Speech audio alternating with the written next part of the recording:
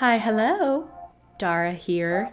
Just wanted to do a little housekeeping before we get started. I wanted to let you all know that I've made a Les Deux coloring book for you all to download, print, and enjoy.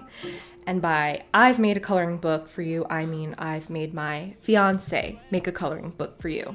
To find it, you can get the link in the description of this episode or at the link in the bio of the Les Deux Instagram. You'll put in your email address and then you'll receive the download, and you'll also receive an email when new episodes come out that will have show notes and links to old videos and articles that I used as research for the week's episode. You can also unsubscribe and take the coloring book and run. No pressure, I'm very laid back and cool. And if you want to leave a little tip, shall we say, for the coloring book, please consider leaving a 5-star rating and review for the podcast because it really helps. Okay, thanks, bye. You know why I'm mad at you? Why, Lauren? You know why I'm mad at Why? you. You know what you did. What did I do? You know what did you I did. do? You started a sick little rumor about me. It's not funny. But I mean, it does beg the question, what has gone wrong with young Hollywood? Honest to God, what is the problem?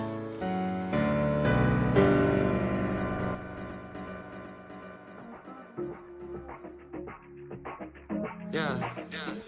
Juicy sweatsuits, doing lines in the restroom. All y'all dressed to impress who? 20-something trust issues, girl. Insecure about Hello and welcome to Season 4 of Les Deux You Remember This, where we look back on all the stories from Hollywood's best-worst decade, the early 2000s, a time in history when America found out that with a trust fund, a sex tape, and a dream, you too could become a star. As always, I'm your host, Dara Lane. Today, we'll discuss a feud between two pros. Music is their survival job, but feuding is their side hustle that they pursue with the drive and tireless passion of a single mother getting her nursing degree in a Capella University commercial. They've carried on grudges with the likes of Whitney Houston, Ariana Grande, Nicki Minaj, Christina Aguilera, and Ja Rule. This is Feud,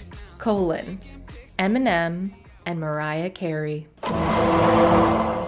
Like the feud of Paris Hilton and Lindsay Lohan, Mariah and Eminem's feud spanned decades. But unlike P&L, they weren't messily espousing their hatred to any old TMZ reporter they stumbled upon. Their pettiness primarily manifested through song, which required time, talent, and creativity. And through these recorded works, their feud may live on as if no time has passed. The reason for their feud was simple. Eminem had said that he and Mariah had dated. Mariah said that they didn't. In the early 2000s, people chalked it up to a common refrain we're all familiar with, though Ashley Tisdale says it best. It was he said, she said. A concept that often relieves people from having to do the uncomfortable work of holding men, especially powerful men, accountable for their actions. However, when you scrutinize the feud today, you might find that like basically everything else that happened in the early 2000s, we as a society did not treat the woman involved with any respect or compassion. It all begins in the spring of 2001 when Mariah and Eminem meet. Mariah wants Eminem to collaborate with her on a song for her upcoming album, Charm Bracelet. And according to her manager at the time, Eminem visited the set of her music video shoot for her new song, Loverboy, which was to be the main single on the soundtrack for the Glitter movie. The song had already been at the center of another controversy, so, if I may, I'd like to digress to this adjacent feud between Mariah and Jennifer, I don't know her, Lopez. Over the last year, Mariah had been creating new music for Glitter while she was with Columbia Records, whose parent company was Sony Music. The head of Sony Music being her ex-husband, Tommy Mottola. Now, if you're not familiar, the Tommy Mottola Mariah Carey of it all is a whole other podcast for a whole other day. But I'll put it to you this way. He was an A#1 dirtbag to Mariah. They were married in 93 and separated in 97, but Mariah wasn't able to escape her contract at Columbia for another 3 years. While Mariah was working on the music for Glitter, Tommy found out that one of Mariah's songs, Loverboy, was using a sample from a song from 1978 called Firecracker by Yellow Magic Orchestra. Around this time, Jennifer had just signed to Sony Records and was working on her album, J-Lo. Tommy convinced her to get the rights to Firecracker and sample it in her song, I'm Real. Called you on the phone, said I'm coming through. Hope you're all alone, 'cause I got plans for you. We could stay at home or dance and hang all night. As long as I'm with you, doesn't matter what we do. Mariah had legally called dibs on the song a whole month earlier than Jennifer and already recorded the song, but Jennifer was still able to beat her to the punch because her album was scheduled to be released before Glitter. Mariah had to recompose the song with a new sample.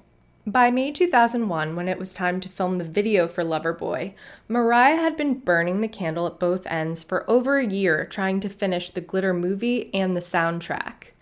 MTV.com reported on May 22nd that she, quote, had a whirlwind 48-hour publicity tour the previous weekend where she displayed almost superhuman stamina, working on the video for her upcoming Loverboy single until 6 in the morning, sleeping a few hours, and spending most of the day meeting and greeting the troops at her new label, Virgin Records. She then sat for interviews for 6 hours, during which she changed outfits 4 times. MTV was also simultaneously filming Making the Video during the shoot. And now it's Making the Video with Mariah Carey. So the name of the video is Loverboy. And I guess the loose concept is just David LaChapelle's fantasy of making me into a hubcap salesgirl. David LaChapelle is like an amazing artist. I know he doesn't usually do videos. Just doing something that's just more raw and fresh with her. His concept is kind of like muscle car girl fantasy trip. It's like a car show. Girl on Wheels was the classic, custom cars, you know. There's like a scene with me in front of the hubcaps. There's like 12 different versions of me. It's kind of like I'm trying to do the job really well so people will buy the hubcaps. And then at some point I graduate to being the car model. It's all gonna be fun and happy and, you know, colorful. She's selling cars, she's modeling cars, she's a car model. As David keeps yelling at me, you're a car model and you love this because you love it. You're happy, you're a car model. Woo! Car model. Basically it's boys and cars, you know. Boys love cars, boys love hot chicks. It's a chick on a car, and that's all it is. We got Ludacris, Shauna, Brat, 22, you know, they're all in the race car thing. Then I'm gonna be like the flag girl at the race. They're gonna be racing cars and I'm gonna be flagging them down. Somehow I miraculously become the trophy girl too. Everything's organic, everything's in camera. It's gonna be really cool. The scene in the video where I'm popping out of the cake, I've wanted to pop out of the cake since I was little. It's all sort of just a big party and a celebration of the lover boy, but there is no, I don't have a lover boy in this video. I don't have a boyfriend in this video. Basically, the car is the lover boy. That's all we need is a girl, like a car like this, and this beautiful girl singing a hot song. How can it go wrong, right? Just stay tuned and watch some of this nonsense. Catch more Mariah tomorrow on TRL. In hindsight, we know that Mariah ended up getting diagnosed with bipolar disorder, and this kind of unbridled energy despite lack of sleep can be a symptom of a manic episode. And what better time than that to meet a man like Eminem? Though they never ended up collaborating on a song for Charm Bracelet like Mariah originally wanted, they continued to see each other. Soon after, Mariah takes her private jet to Detroit and, according to some sources, allegedly stays at Eminem's house for 4 days. Mariah, who was still in a 3-year relationship with Luis Miguel, a Mexican singer and star, maintained that the meetings were professional. Eminem was in the midst of developing a movie called Detroit and apparently was considering Mariah for a role. Detroit, of course, became 8 Mile, and the role in question went to Brittany Murphy. Rest in power, you sweet, sweet angel. May you sit shotgun in the Lord's chariot and roll joyfully with the homies for all eternity. Now, Eminem maintains that this was actually the beginning of a romantic relationship, and after she came to see him, he flew to see her in New York a week later. On June 2nd, the New York Post reports that they were seen together having drinks at Church Bar in the Tribeca Grand Hotel before going back to her home nearby. Mariah's publicist puts out a statement that she was just showing him her completed Loverboy video and it wasn't romantic. The video premieres on June 8th to mostly terrible reviews, and the single itself doesn't fare much better. It makes it to number 2 on the Billboard Hot 100, but only because Virgin sold the single for the insultingly low price of 49 cents, because in those days, you paid for music or you ripped it off LimeWire, where you paid the price of living in fear that the government would catch you and fine your adolescent ass $100,000 for each illegally downloaded song. Critics basically went off about her being dressed provocatively while dancing like a stripper. May cishet white Jesus forgive her. If you watch the video, it's a lot of fun and the song is great. Her costumes and dancing would only be considered scandalous at a purity ring commitment ceremony. The whole thing feels exactly like the Mariah we know and love today, but up until this point, Tommy Mottola had heavily controlled her public persona as a sweet pop princess. Now that she was free of him, so began the emancipation of Mimi, and a lot of people, if you can believe it, were very critical of her.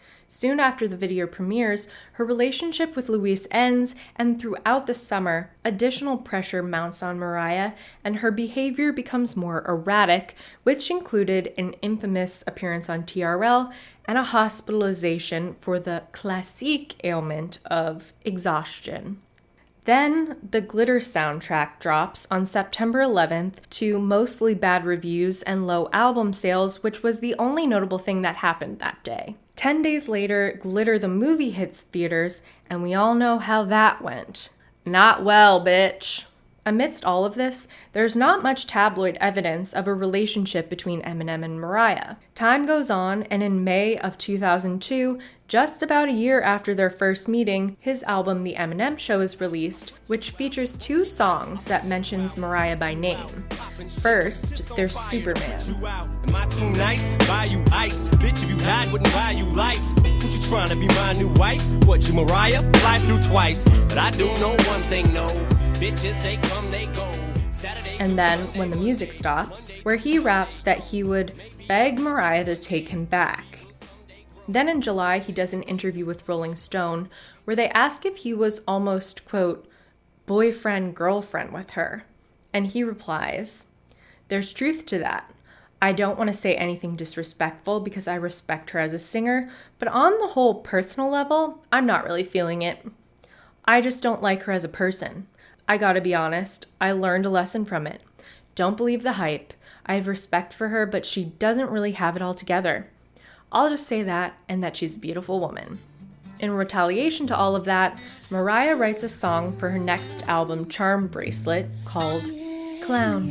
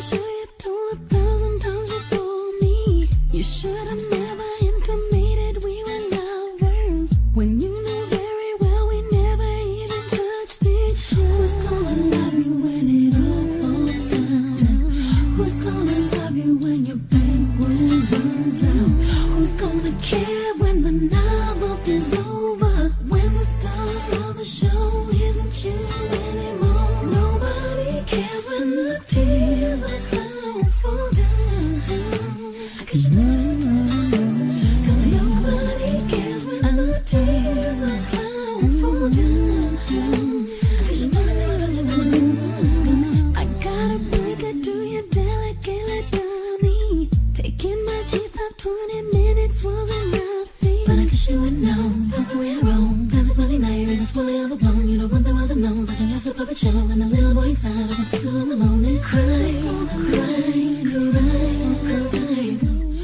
gonna love you when you're... Did you hear that? Taking her G5 20 minutes wasn't nothing, you creep. She also goes on Larry King Live and denies having a relationship with him.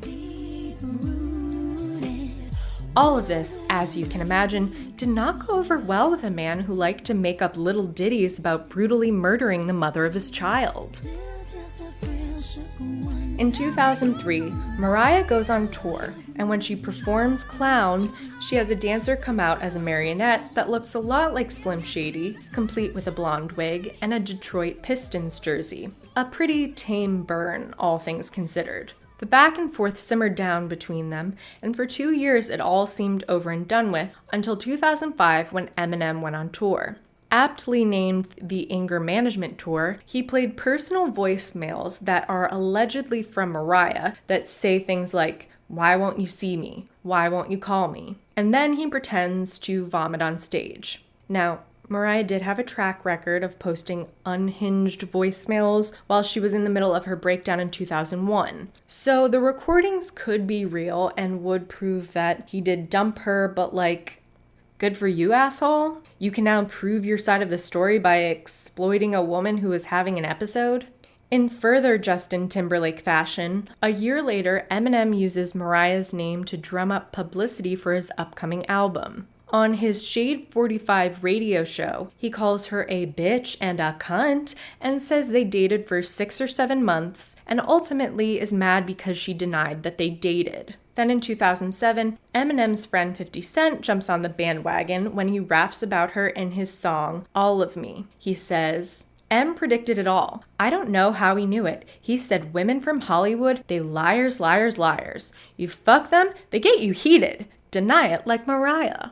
In 2009, Mariah marries Nick Cannon, and as if that isn't punishment enough, Eminem releases another song calling out the couple called Bagpipes for Baghdad. In it, he says to Nick that he, quote, wishes him luck with that fucking whore. As personal as it is to write an original song for the newlyweds, you can never go wrong when you just stick to the registry. Sure, we both know they'll never use that Crystal Punch Bowl, but that's what they've asked for, so just spend the money and forget about it. This job gets Nick involved in the fight, and in a very early aughts move, Nick writes a blog post in which he says that Eminem barely got to second base with Mariah and that Eminem's a racist. And we all know racists hate being called racists. After years of letting this asshole go off, Mariah has what I think to be the definitive final word with her song Obsessed. And I was like, why are you so obsessed with me? Will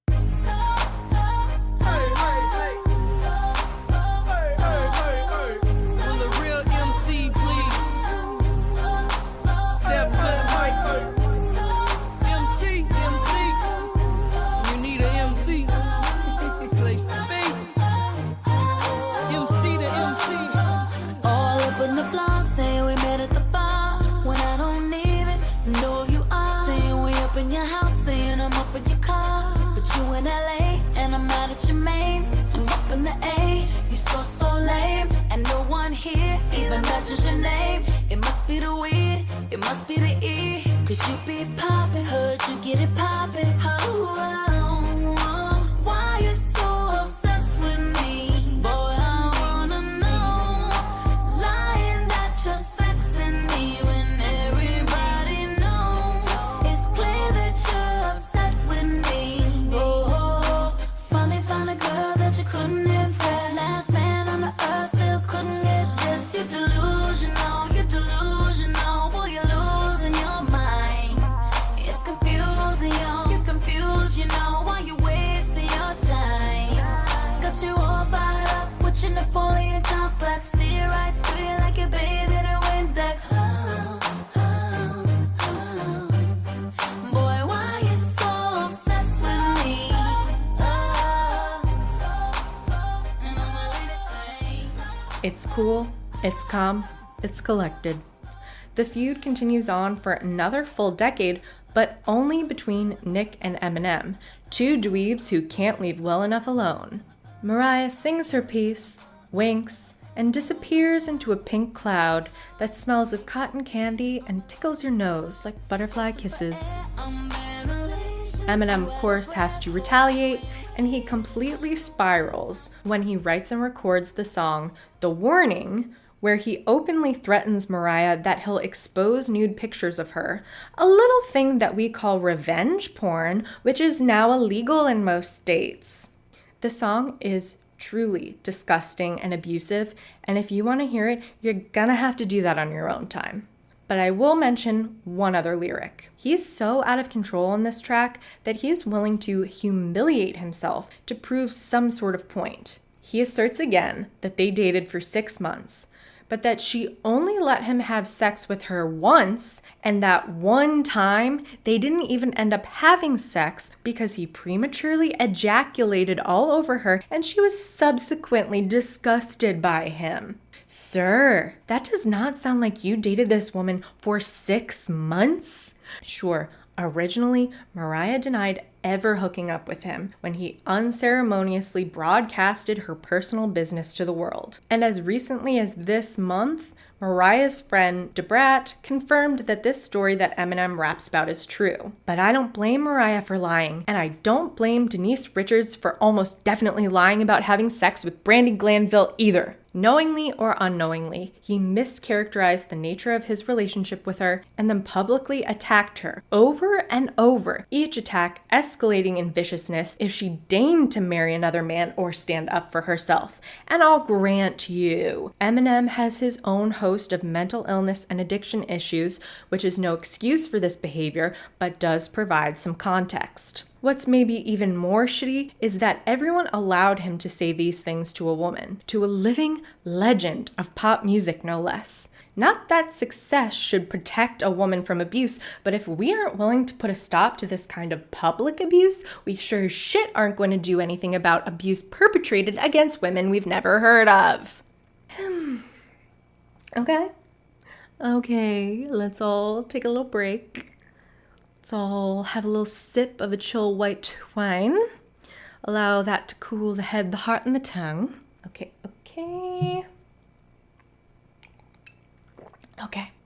At the end of this September, Mariah will be coming out with a memoir.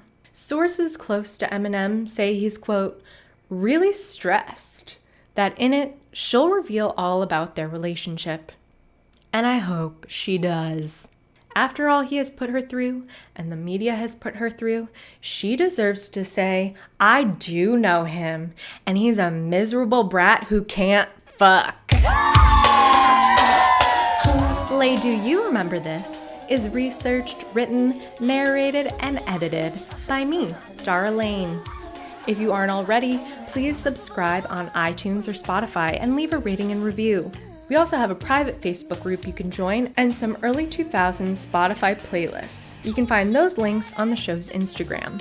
And please, if you like the podcast, share it. Tell your friends. It's true what they say. It takes a village to make me famous.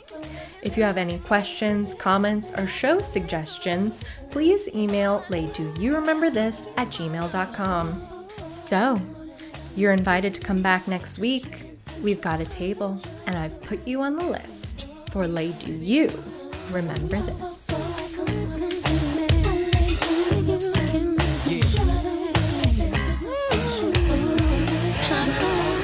Got myself a lover, and he's so